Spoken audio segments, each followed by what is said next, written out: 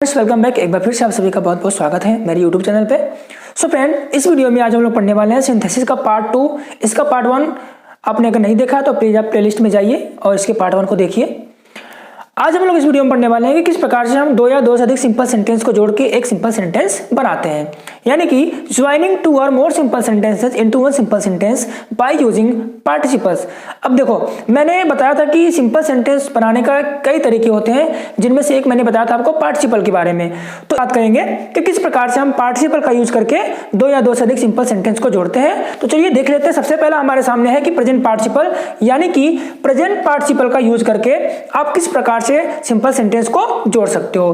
तो देखो, main verb के फर्स्ट फॉर्म में यदि आप आईएनजी का प्रयोग करते हो और यह जो भाग बनेगा वह एक एडजेक्टिव के रूप में काम करेगा, तो हम बोलेंगे कि हाँ, यह प्रेजेंट पार्टिसिपल हमारा क्या है, दिया गया है।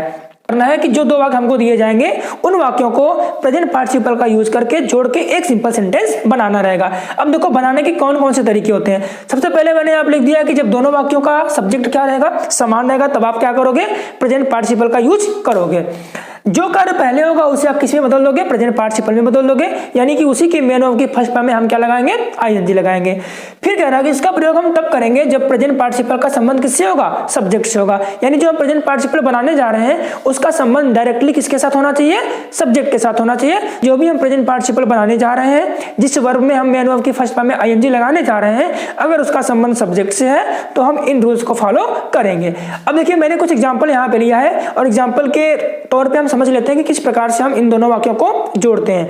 तो देखो, पहले मैंने लिखा कि वी सॉ अ लायन और फिर मैंने लिखा कि वी केम बैक। दोनों का सब्जेक्ट क्या है, हमारा समान है। यहां पर भी वी था और यहां पर भी क्या है, वी है। फिर कह रहा है कि वी सॉ अ लायन, ये वाला जो काम है, हमने शेर को देखा, ये काम मैंने पहले किया, वापस तो लौट के मैं बाद में आया। मैंने पहले शेर को देखा, उसके बाद में लौट के वापस आया।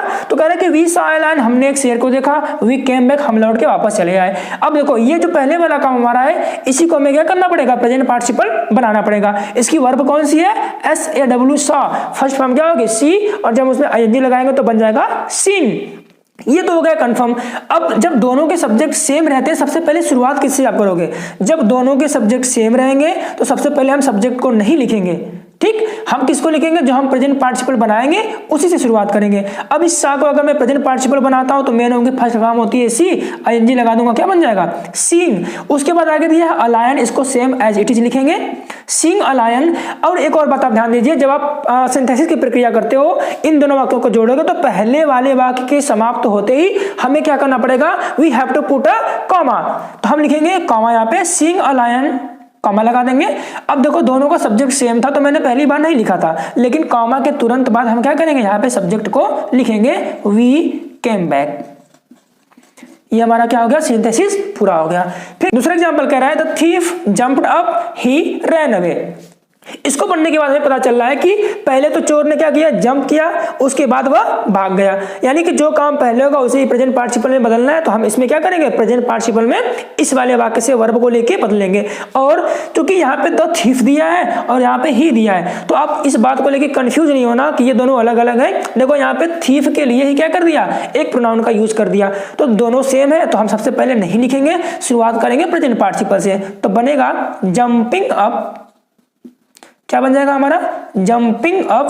फिर हमें यहाँ पे क्या करना है, कॉमा लिखना है। एक बार फिर से रिवाइज करा देता हूँ आपको कि हम जब पहला वाक्य खत्म हो जाएगा उसके बाद क्या लगाएंगे, कॉमा लगाएंगे। तो जंपिंग अप, फिर हमें देखो यहाँ पे ही दिया है। अगर मैं यहाँ पे ही लिखता हूँ तो हमें पता नहीं चलेगा कि इस ही का यूज हमने किसके लिए किया, द थीफ के लिए किया था या फिर किसी और के लिए किया था। तो मैं बेसिकली क्या करूंगा, इस प्रोनाउन के बदले जो सब्जेक्ट था, जो हमारा नाउन पहले था, उसी का मैं यहाँ पे यूज करूंगा। तो jumping up the thief, and then मैं लिख दूंगा यहाँ पे रैन अवे। ये हमारा वाक्य क्या हो गया, पूरा हो गया। यानी हमने दो सिंपल सेंटेंस को मिला के एक सिंपल सेंटेंस बना दिया है। नेक्स्ट जो एग्जांपल दिया गया, इसे आप क्या करिए, बनाइए, इसको जोड़ के इसी रूल्स पे आप बनाइए और हमें कमेंट बॉक्स में कमेंट करिए। ओके फ्रेंड्स, चलिए समझ लेते हैं कि यदि हमारे पास एक दूसरे टाइप का वाक्य आ जाता है, यानी दो वाक्य जो हमको दिए गए हो कुछ अलग हो, तो उसे हम किस प्रकार से चेंज करेंगे। तो बेसिकली अलग होने से क्या मतलब मेरा है कि जब प्रेजेंट पार्टिसिपल का संबंध किससे हो, ऑब्जेक्ट से हो, तो हम उसे किस प्रकार से बदलेंगे। तो देखिए मैंने दिखाया कि जब प्रेजेंट पार्टिसिपल का संबंध ऑब्जेक्ट से होगा तो उस प्रेजेंट पार्टिसिपल को हम क्या कर देंगे, ऑब्जेक्ट के बाद लिख देंगे। सिंपली इसलिए आपको जो दो वाक्य दिए गए होंगे उसमें से किसी एक वाक्य में पहले से क्या कर देगा, मेन वर्ब की फर्स्ट फॉर्म में आईएनजी लगा देगा और उसे ही हम यूज करेंगे प्रेजेंट पार्टिसिपल के रूप में। लेकिन अगर उस प्रेजेंट पार्टिसिपल का संबंध किससे है, ऑब्जेक्ट से। जैसे यहाँ पे एग्जांपल दिया गया है कि he saw a child, the child was weeping. अब देखो यहाँ पे आईएनजी लगा किसने क्या कर दिया, हमें दे दिया है, तो इसे हम प्रेजेंट पार्टिसिपल के रूप में यूज करेंगे। और इसका संबंध किससे, द चाइल्ड वाज वीपिंग, जो कि चाइल्ड क्या है, पहले वाले वाक्य का मेरा ऑब्जेक्ट है, यानी कि इसका संबंध इस ऑब्जेक्ट से हो गया। तो सिंपली जब इसको कंबाइन करेंगे यानी कि दोनों को जोड़ के एक सिंपल सेंटेंस बनाएंगे तो सिंपली इसी के बाद हमें क्या कर देना है, इसको लिख देना है। तो कंबाइन वाक्य क्या बन जाएगा, देखो पहले वाक्य का दिया का लिखेंगे ही सॉ अ चाइल्ड। अब इसके पहले मैंने आपको बताया था कि जब सब्जेक्ट से संबंध होता है तो बीच में हम कॉमा लगाते हैं, लेकिन यहाँ पे हम कॉमा नहीं लगाएंगे। ही सॉ अ चाइल्ड, अब देखो ऑब्जेक्ट से संबंध था इसका, इसके तुरंत बाद लिख देंगे यानी कि वीपिंग। कह रहा है he saw a child weeping, ये हमारा क्या बन गया, दोनों सिंपल सेंटेंस को जोड़ के एक सिंपल सेंटेंस बन गया।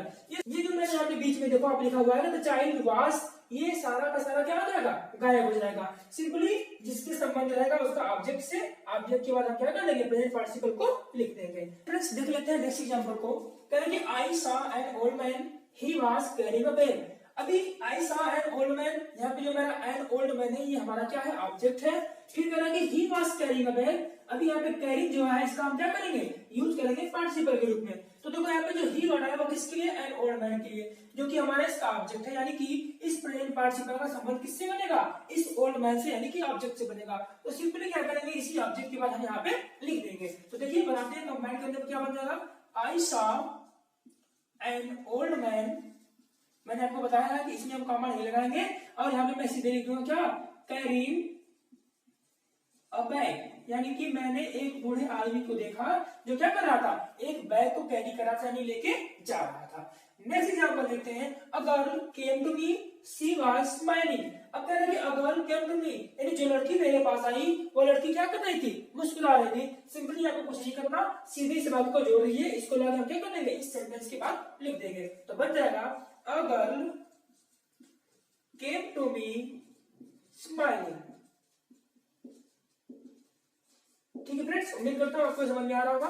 तो फ्रेंड्स तो चलिए देख लेते हैं कि किस प्रकार से पास्ट पार्टिसिपल का यूज करके हम क्या करेंगे, दो सिंपल सेंटेंस को जोड़ के एक सिंपल सेंटेंस बनाएंगे।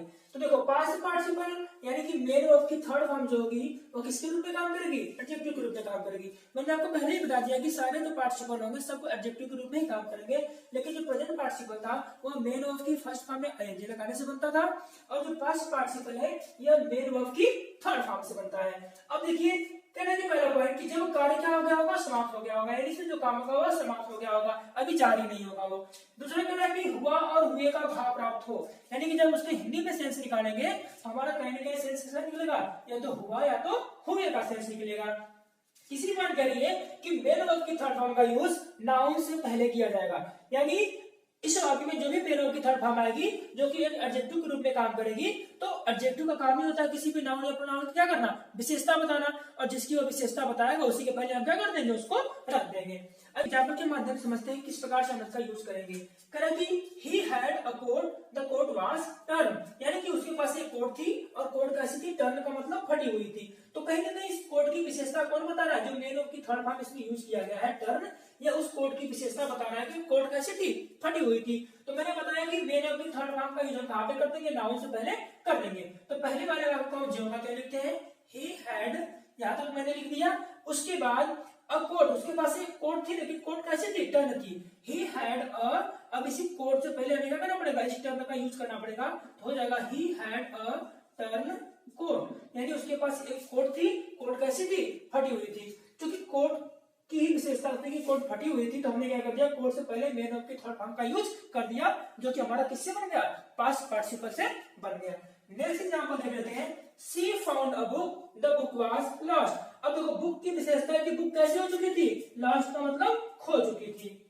हम क्या करेंगे, सिंपली इसी अ बुक से पहले लाके इस लॉस्ट को क्या कर देना है, रख देना है। तो हमारा क्या बन जाएगा, she found a lost, LOST, she found a lost book. Okay, आप समझ गए इसको, यानी कि पास्ट पार्टिसिपल में जो मेन वर्ब की थर्ड फॉर्म होगी वो नाउन से पहले आएगी और उसकी क्या करेगी, विशेषता बताएगी। नेक्स्ट एग्जांपल जो दिया गया था, child is playing with toy, toy is broken, इसे आप पढ़ाइएगा और कमेंट बॉक्स में कमेंट करिए। तो चलिए देख लेते हैं किस प्रकार से हम परफेक्ट पार्टिसिपल का यूज करके दो सिंपल सेंटेंस को जोड़ के एक सिंपल सेंटेंस बनाएंगे। परफेक्ट पार्टिसिपल, इसके बारे में मैंने पहले ही बताया था, एक बार फिर से देखो, यहाँ पे लिखा गया है कि हैविंग प्लस मेन वर्ब की थर्ड फॉर्म का यदि आप यूज करोगे तो किसमें बनेगा, परफेक्ट पार्टिसिपल में बनेगा। करेंगे जब परफेक्ट पार्टिसिपल से हम वाक्यों को जोड़ेंगे तो पहले वाक्य के बाद बीच में हमें क्या लगाना पड़ेगा, कॉमा, यानी कि दोनों वाक्यों के बीच में किसका यूज करेंगे, कॉमा का यूज करेंगे। फिर देखो यूज किस प्रकार से करना है, कह रहे कि एक काम जब पूर्ण रूप से समाप्त हो जाएगा और दूसरा काम उसके बाद क्या हो, शुरू होगा। यानी कि परफेक्ट पार्टिसिपल का यूज हम तब करेंगे जब एक काम पूर्ण रूप से क्या हो जाए, समाप्त हो जाए और उसके बाद दूसरा कोई काम शुरू हो। जैसे मैं बोलूं कि खाना खाने के बाद मैंने पढ़ाना शुरू किया, अगर मैं ऐसा बोलता हूं कि खाना खाने के बाद मैंने पढ़ाना शुरू किया, तो कहने के मैंने खाना खाना पूरा काम एक समाप्त कर लिया, उसके बाद मैंने क्या किया, दूसरा काम शुरू किया। ठीक उसी प्रकार से फिर कह रहा है कि हिंदी में अर्थ क्या होगा, के पश्चात या के बाद, इसके बारे में मैंने पिछले वीडियो में बातें किया था। यानी कि हम हिंदी में सेंस निकाले उसका, खाना खाने के बाद या खाना खाने के पश्चात, यानी कि के बाद और के पश्चात का सेंस हमें मिलेगा।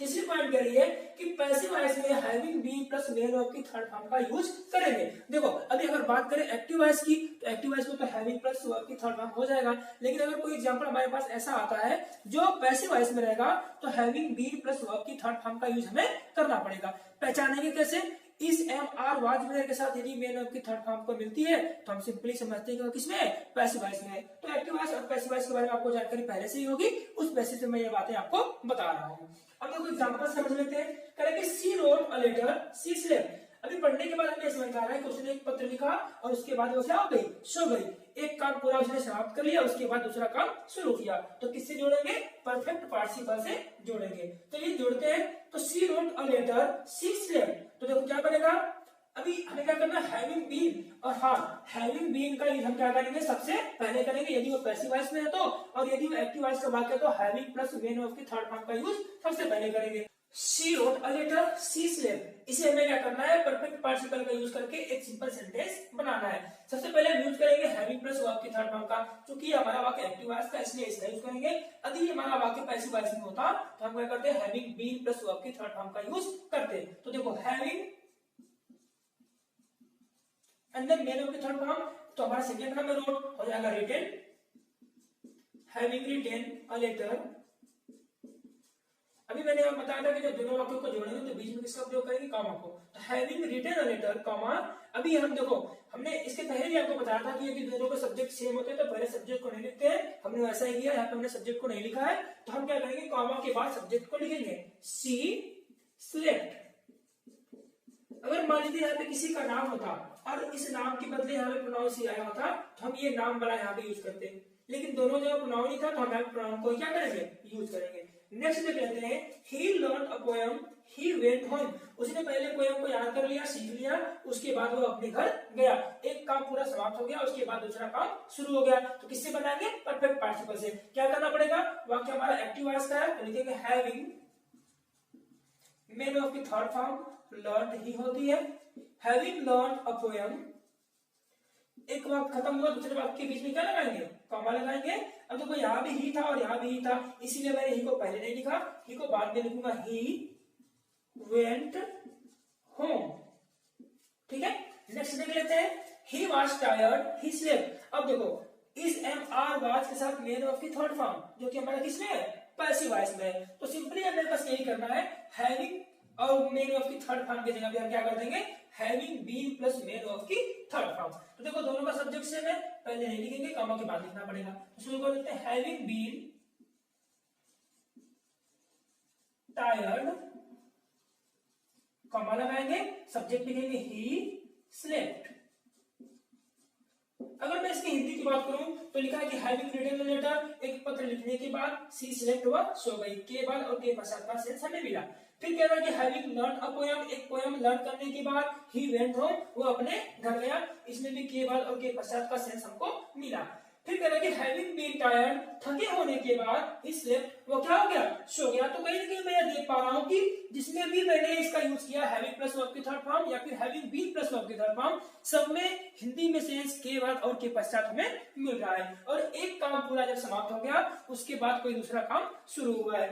एक और एग्जाम्पल आप लिखा गया, आप इसे बनाइए कमेंट बॉक्स में कमेंट करिए। सो फ्रेंड्स, इस वीडियो हमने पढ़ लिया कि किस प्रकार से हम पार्टिसिपल के अन्य जो टाइप थे जैसे कि प्रेजेंट पार्टिसिपल, पास्ट पार्टिसिपल और परफेक्ट पार्टिसिपल, इन तीनों के यूज से किस प्रकार के दो सिंपल सेंटेंस को जोड़ के हम एक सिंपल सेंटेंस बनाएंगे।